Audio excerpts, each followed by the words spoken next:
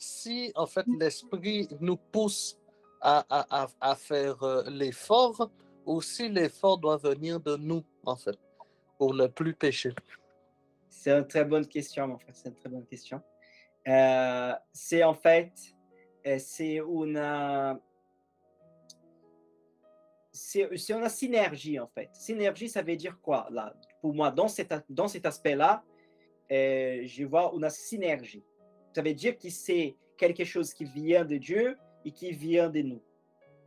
Autrement dit, Dieu nous a donné son esprit et maintenant sauvés en Christ, Dieu va nous donner la motivation et la force nécessaire pour chercher sa parole et pour vivre en obéissance. Donc, Dieu nous donne en fait la force, Dieu nous donne la motivation et maintenant, nous allons prendre cette motivation, cette grâce, cette bénédiction qui vient de Dieu et nous allons mettre en pratique. Donc, c'est-à-dire qu'il vient, et je pense, bibliquement parlant, qui commence en Dieu, et ça finit en nous. Et c'est ce qu'on appelle la sanctification. C'est-à-dire que la sanctification, elle a cet aspect, on va dire, de partage, d'une action que Dieu fait en nous et de quelque chose que nous faisons pour Dieu. Mais évidemment, cette synergie que j'utilise, qui est un peu technique, cette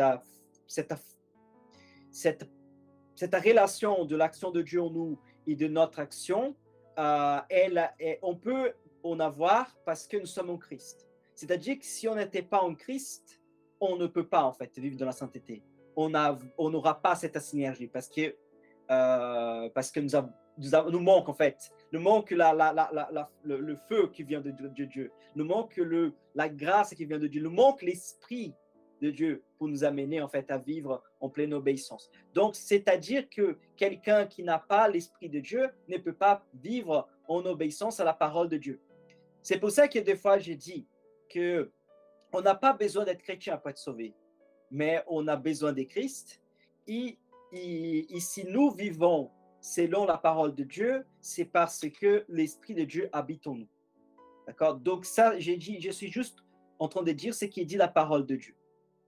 Et après, je vais encore dans le propre texte que nous avons lu, ça montre ça clairement.